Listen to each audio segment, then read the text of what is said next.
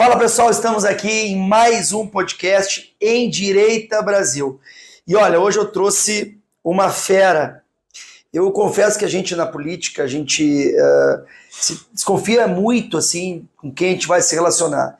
Eu conheci o Luiz Lima em final de 17, 18, quando ele ia se candidatar a deputado federal, eu ia me candidatar a deputado estadual e a gente conversou na casa dele, estava lá o Flávio Bolsonaro, vários pré-candidatos, todo mundo marinheiro de primeira viagem, e ele é um cara muito humano, muito bacana, é uma estrela do esporte brasileiro e um baita parceiro aqui no Parlamento Federal, é um cara, de oposição, ele fala manso, mas para criticar é um destaque.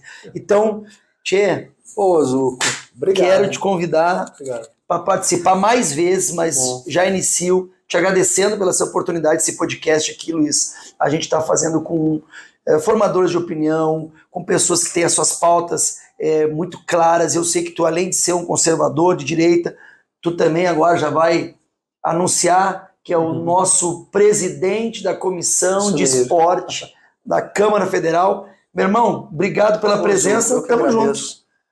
Zuco, aqui, quem está nos assistindo agora não está vendo, tem 3 quadros aqui, disciplina, execução e foco, né?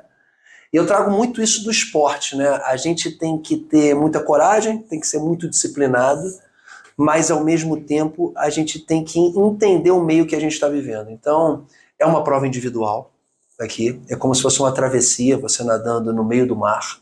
Então você tem que ter respeito pelo seu adversário, você tem que ser leal aos seus princípios, mas você não pode ser ingênuo. Sim. Então, eu sou conservador, sou de direita, eu acho que pelo histórico da minha vida, né? Eu sou casado desde os 19 anos de idade, estou com 45, tenho uma filha, todos ligados ao esporte. E eu trouxe do esporte justamente essa resiliência, esse poder de sempre acreditar nas pessoas, mesmo as pessoas pensando diferente da gente, a gente tem que entender por que a pessoa pensa diferente, o que passou na vida dessa pessoa, o que o papai e a mamãe dessa pessoa ensinaram para ele chegar a essa conclusão.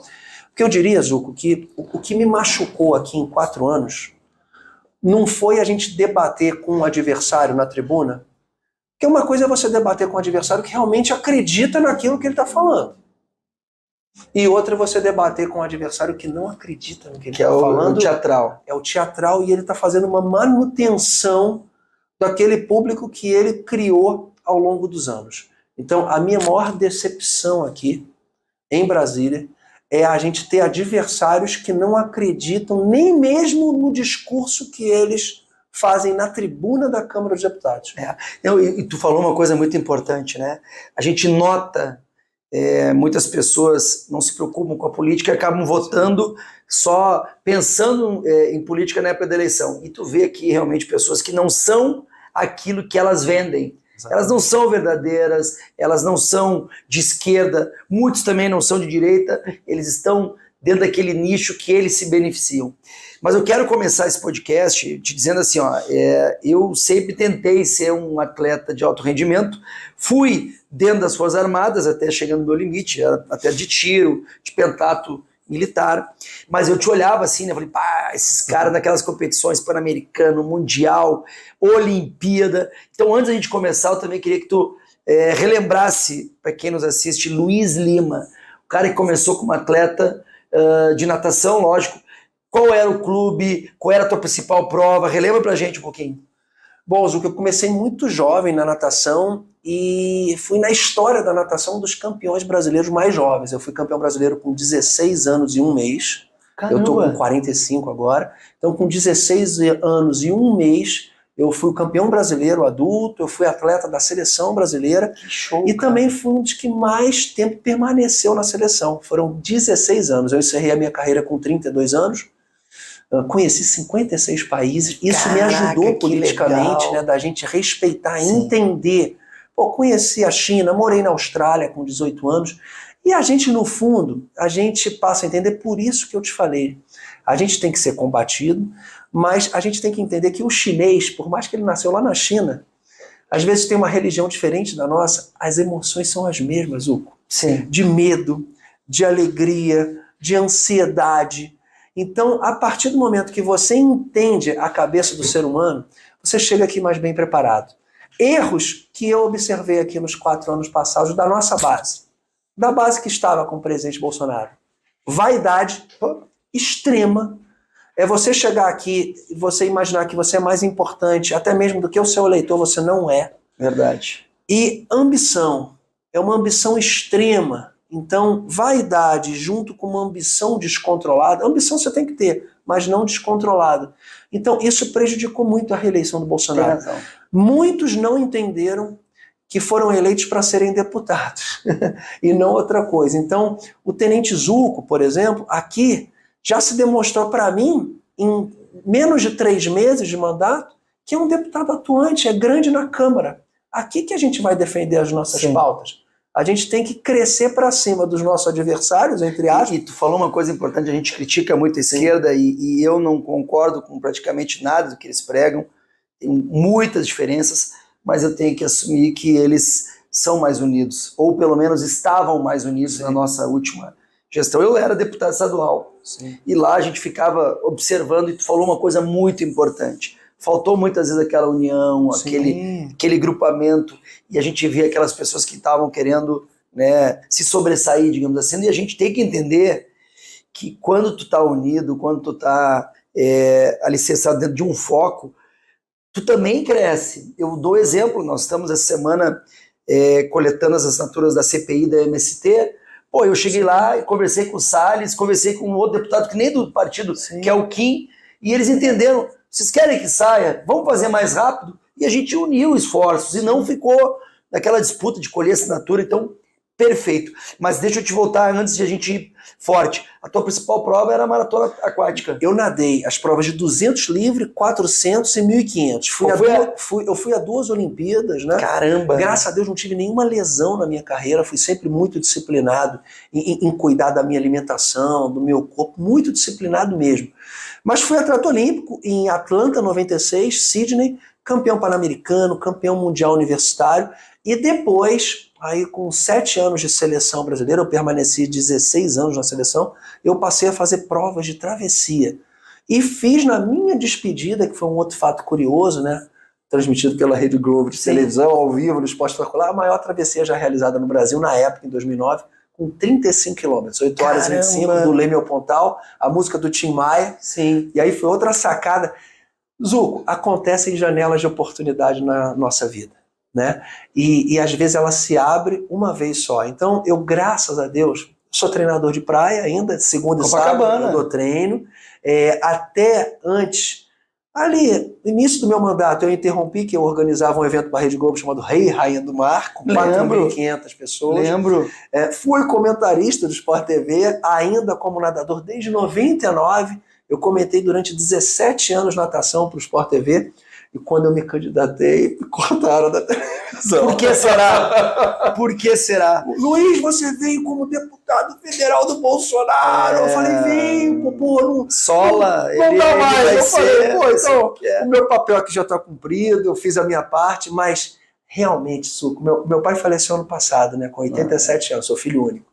E o meu pai falou assim, Luiz, eu nunca senti tanta alegria em relação a você ter se candidatado e ter vencido a eleição. Porque realmente, essa casa aqui, a sua expertise que você tem na segurança pública e no trato ali de ponta de lança, de atendimento ao cidadão, porque um policial é muito nobre. Você está salvando as pessoas. Né? Isso é um presente de Deus incrível. Né? Então, as 513 pessoas que estão aqui, sendo de esquerda ou direita, elas representam segmentos da sociedade que é muito bonito, cara. Não é vergonha pensar diferente.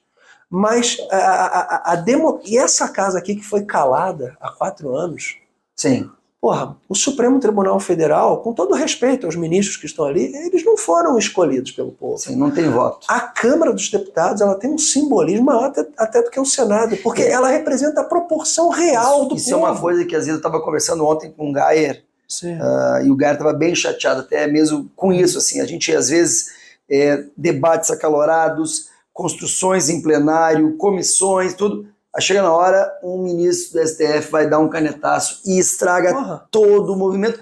E aqui é importante falar, quando a gente fala que é a casa do povo, gente, aqui é 100% dos votos de todos os eleitores de esquerda, centro, direita. E a gente vê um ministro que simplesmente, por uma decisão monocrática, dá um canetaço e desrespeita o Congresso Nacional. Sim. Realmente isso é muito danoso para a democracia. Outra coisa que eu ia te perguntar, até porque hoje a tua competição hoje é mais lazer, ou tu ainda tem performance de alto rendimento? É qualidade de vida. Eu estava até conversando com o deputado Wellington de Minas Gerais, se eu não me engano, é do Podemos, agora na Comissão de Saúde, né? Ele está com 47 anos, eu estou com 45. Cara, a gente tem que cuidar da nossa saúde. O nosso raciocínio, a nossa forma de enxergar a nossa volta com atividade física, e o corpo é a casa da nossa alma, né? Sim. A casa da nossa mente. Então a gente tem que fazer. Eu faço como qualidade de vida só. Sabe que eu sou tenente-coronel do Exército. Sim. Eu fiz aquela escola, não sei se tu conhece lá, URCA. Sim, a ESEFEX ali, Escola de Educação Física. Isso, eu fiz ESEFEX e convivi muito com atletas. O presidente Bolsonaro também fez. Isso, o Bolsonaro também fez. Sim. E lá na ESEFEX iam muitas equipes de alto rendimento. O Bernardinho levava o vôlei, tinha equipe de judô, tinha o pessoal que jogava bola também. O general Fernando foi responsável pelo Fórum da UPA, o general Brasil, o general Fernando que esteve conosco aqui no governo, né, uns 4 anos. Sim. Diz uma coisa ainda... Pessoal, aqui já quero dizer assim, acompanhe as redes sociais do Luiz Lima. É muito bacana, ele descontrai, ele fala das pautas sérias, ele também passa um negócio. Então, quem puder acompanhar... Oficial Luiz Lima, com Z. Excelente. Luiz, outra coisa aqui. Agora, tu trabalhou, é o teu segundo mandato, né? Certo. Eu estou chegando agora. E é bom a gente falar para os eleitores, bom falar para o Endireita Brasil, o que vem pela frente. Nós estamos numa oposição que neste início está realmente sendo desrespeitado. Tá, caso tu vê o Nicolas vai falar, já é sacaneado, o Gayer já é perseguido. Nós temos que ter esse cuidado, mas estamos bem unidos. Com a volta agora do nosso 01, do nosso presidente Bolsonaro, o que tu pensa na união? Porque temos que pensar em 2026 já, né? Temos que pensar em 24. Em 24, porque em 24, as eleições para vereadores e prefeitos, que é onde o Bolsonaro perdeu a chance dele se reeleger. Foi candidato a prefeito? Fui no Rio de Janeiro, tive 7%. O presidente Bolsonaro apoiou o Crivella, né? Porque o Crivella é do Republicanos, Igreja Universal, mas deixou concorrer, que foi muito bom para mim. É diferente a eleição majoritária, você apanha muito mais do que a nossa eleição aqui proporcional. Mas eleição de 24 foi o erro que aconteceu em 2020. O que o presidente Bolsonaro conseguiu em 2018 é algo que nenhum presidente tinha acontecido. Ele foi eleito sem apoio de prefeito e vereador. Mas quem atende a população é o secretário de Cultura de Porto Alegre, mais do que o secretário de Cultura, mais que o ministro da Cultura, porque ele está ali em ponta de lança de atendimento.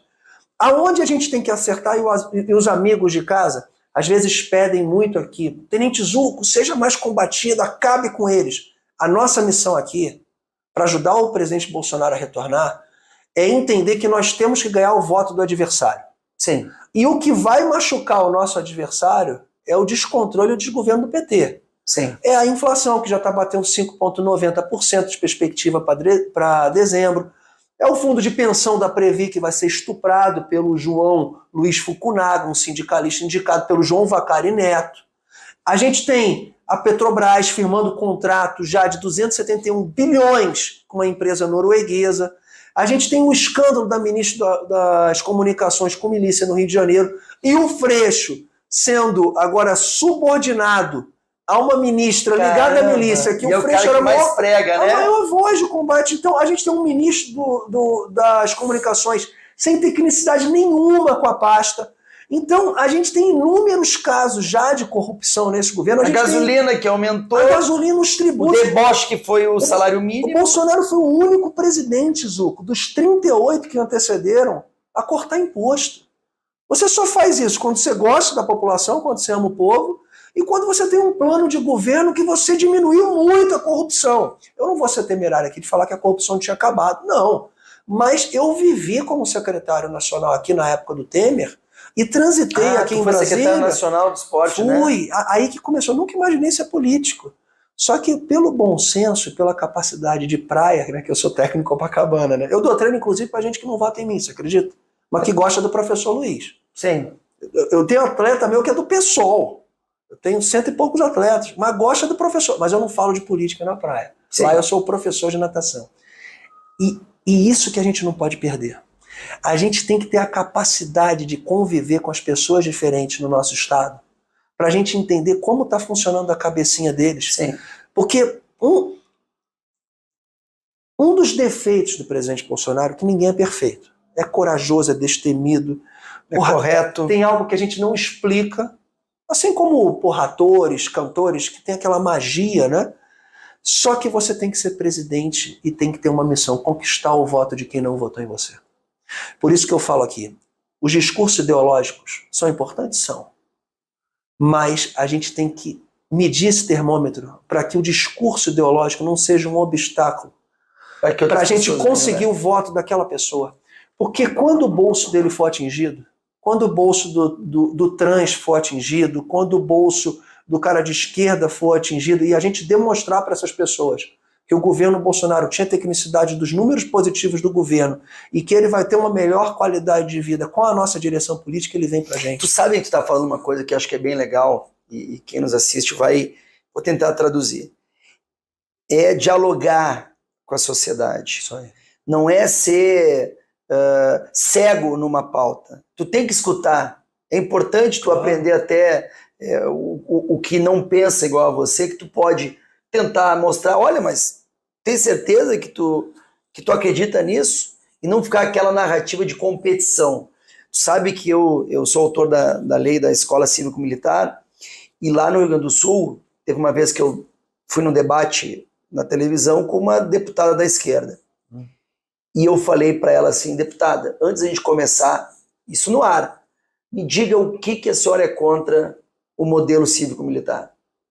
Ela só falou besteira porque ela não conhecia o programa. Isso aí. Não tinha armamento, ninguém ensinava ninguém a atirar. Não tinha, a matemática continuava sendo matemática, a geografia continuava sendo geografia. Sim. Era da sala de aula para fora, nós trabalhávamos o quê? Que eu chamo de atributos da área afetiva. A liderança, a iniciativa, a meritocracia, a autoestima com o uniforme, a responsabilidade de mostrar para aquela gurizada que eles têm direitos, mas que têm deveres. E hoje é um sucesso, estamos mais de 70 escolas já implantadas. Então, ela saiu de lá e falou assim, não sabia. Não vou dizer que ela teve a maturidade para passar a defender, mas eu nunca mais vi ela bater. Então isso que é o que tu está dizendo, é dialogar, chegar e entender o porquê que aquela pessoa está pautando aquela... A gente sabe que vou dar um exemplo do MST, a gente sabe que dentro do MST devem ter milhares de famílias que querem uma terra para plantar, que querem produzir, mas é contaminada politicamente por outras tantas que vem o lado ideológico, que é da invasão. Então a gente tem que tratar os desiguais com desigualdade, pegar forte naquilo que é errado, né, Luiz? Com certeza. Outra coisa que tu, agora como presidente da Comissão de Esporte aqui da Câmara, que é uma das comissões mais pleiteadas e muito importante. Sim. O que falta para o esporte nacional, Luiz? O que tu acha que a gente ainda está com mais de 206 milhões de brasileiros? Por que a gente ainda não está despontando no cenário mundial? Primeiro, Zuco, é um problema cultural. Até nas escolas particulares. Nós não enxergamos no Brasil uma visão da própria sociedade que enxerga que o esporte é um pilar da educação, assim como a cultura. Então, se você for nos colégios mais bem-sucedidos, até mesmo do Rio Grande do Sul, né, que é um estado que está à frente de muitos estados em relação ao índice de desenvolvimento humano, né, a gente não vê nem nos colégios particulares uma preocupação dos pais e professores em enxergar que o esporte é um pilar da educação. Como o esporte tira as pessoas do crime? O esporte é meritocracia pura, é disciplina, é respeito. A comissão de esporte é a mais suprapartidária da Câmara. Se você for, num Grenal, você vai estar na arquibancada. Eu não sei se você torce pro Grêmio ou pro Internacional. Pro Grêmio. Então, você vai abraçar o amigo ali do lado, você não sabe se o cara é de esquerda ou de direita, você vai brigar com o time. Mas o que falta? Nenhum governo até hoje, o governo Bolsonaro, ele deu um primeiro passo, tá? nós instituímos a obrigatoriedade da educação física no ensino básico. O governo Bolsonaro aumentou em 100% a lei de incentivo ao esporte, passando de 1% para 2%. Cultura são 4%. Eu fui relator desse projeto. A imprensa não divulgou. Cara, isso é muito Eu triste. fui o relator desde 2007, que a lei de esporte ela foi criada, e é um pedido de toda a comunidade esportiva para que chegássemos a 2%. A cultura, 4%. Ela foi criada com 4%. É uma renúncia fiscal, né, que uma empresa que deve 100 mil reais, por exemplo, de imposto a nível federal, tem o direito de repassar 4 mil reais na cultura para um show da Cláudia Raia, da Ludmilla, que é uma coisa que eu falei ontem lá. É um governo Lula que tem uma preocupação muito grande em retribuir apoio político que ele teve, né, para os seus defensores, e a gente não vê o mesmo empenho desse governo em aplicar o piso salarial da enfermagem, 4.700, sancionado pelo presidente no dia 4 de agosto de 2022, a enfermagem aprovado precisa nessa tanto casa. dessa ajuda. É esse ponto que a gente tem que tocar. Então, a gente conquistando o voto do nosso adversário, a melhor forma é a gente mostrando que o Bolsonaro fez de bem. Mas, em se tratando de esportes, Zucca, a gente tem que fazer com que o esporte seja realmente aplicado no ensino básico, e na comissão de esporte a gente tem como fiscalizar se a lei de incentivo ao esporte está sendo aplicada como está sendo na cultura, que é a lei de incentivo ao entretenimento e não da cultura, e no esporte é a mesma coisa. E o que eu acho estranho é que as pessoas têm essas informações, os países mais desenvolvidos são os países que mais investem em esporte. Olha, o que eu estou falando assim, eu sempre fui um atleta segundo, terceiro escalão. E ali, muitas vezes, no judô, o meu professor, ele exigia o boletim. Ó, quero ver tuas notas para tu poder entrar em competição. E tu que foi um cara de alto nível, alto rendimento, mais ainda, a gente nota que chega um determinado momento ali da carreira que se sobressai, né? Se tu tiver um incentivo, senão vai acontecer o que aconteceu. Foi lá morar na Austrália para ter outra tecnologia, outro investimento. Porque tem os caras acho que a natação é muito isso. Geralmente o cara vai ou para os Estados Unidos ou vai para a Austrália. Nos Estados Unidos você consegue aliar esporte, moradia com educação. E o americano tem uma coisa muito bacana, o que difere do brasileiro, né? O americano gosta de história vitoriosa. O americano não gosta de história triste. Sim. Eu cito um exemplo, a Rafaela Silva, campeã olímpica de judô, campeã olímpica no Rio em 2016. Ela era moradora da Cidade de Deus. O esporte te ensina que você pode fazer da sua dificuldade a sua maior força. Se a Rafaela Silva fosse moradora da Vieira Solto, no Rio de Janeiro, se morasse em Ipanema, muito provável ela não seria campeã olímpica de judô. Você pode fazer da sua dificuldade o seu trampolim para o sucesso. E o brasileiro tem que entender que, sendo rico ou sendo pobre, existem pessoas vitoriosas, pessoas ricas vitoriosas e pessoas pobres vitoriosas. Não porque o cara é rico, que é muito difícil um rico ser campeão de atletismo. O cara tem que ser muito destemido de sair do conforto da sua casa e treinar muito, porque machuca o treinamento. Aquela questão da superação, né? E como você falou, se você for numa maratona de Nova York, de Boston, você vai fazer uma excelente reunião de negócios, porque a maioria dos CEOs das grandes empresas mundiais fazem atividade física. Essa concepção, você vê o Putin, por exemplo, que é um exemplo, né? Por exemplo, o Obama, que foi presidente dos Estados Unidos. Atletas, o Obama corredor e o Putin judoca. Se você for no Japão, o primeiro-ministro do Japão, um esportista, inúmeros atletas chegaram e que tem hábito de fazer atividade física. O presidente Bolsonaro, ele fez a academia também, né? Academia Militar AMAN. E ele era um atleta muito conceituado, muito bom. E realmente ele valorizou muito até pelo que ele aprendeu na área do esporte. Meu irmão, meu amigo, eu queria que tu falasse pra galera, nosso podcast é bem rapidinho, mas a gente vai fazer mais alguns podcasts. Eu queria que tu mandasse uma mensagem como um deputado federal, como um dos líderes da oposição, como um cara que vai batalhar muito por pautas do esporte e tantas outras. Olha para aquela câmera ali e manda um recado, mano. Poxa, Zucco, eu quero muito que esses 4 anos sejam um ano de organização, que nós possamos aqui estar muito unidos, que a gente consiga fiscalizar o governo. Essa é a nossa atribuição. Nós temos como primeira obrigação fiscalizar e depois criar, alterar e revogar leis federais, mas que seja uma oposição construtiva e que a gente consiga conquistar o voto dos nossos adversários. A Câmara dos Deputados, como eu falei, é um lugar assim que o eleitor tem que fiscalizar. Poucas pessoas entram no site da Câmara, poucas pessoas assistem a TV Câmara. Não votem somente na emoção e com o fígado. Pesquisem se o seu deputado está comparecendo às sessões, se ele está fazendo discurso, se ele está relatando, se ele está defendendo aquilo que ele prometeu na eleição e você depositou a confiança nele. Porque eu vou falar para vocês aqui. Teve muito deputado muito bom aqui que não se reelegeu. General Peternelli, de São Paulo, por exemplo.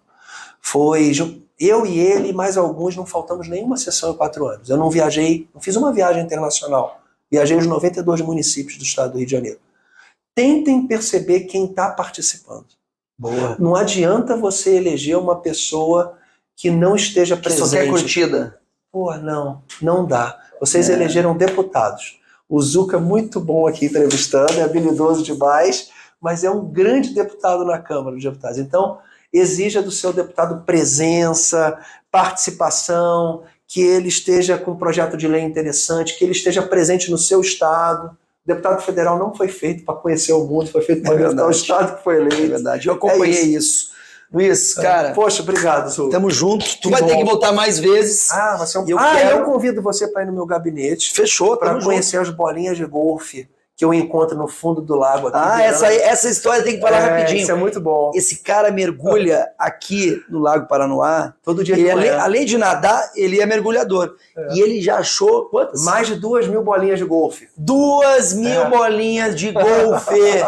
Eu fiquei de ganhar uma, não sei, tô dando pressão. Você vai ganhar. Gente, acompanhe esse podcast, ficou muito legal, nós vamos fazer outros aqui.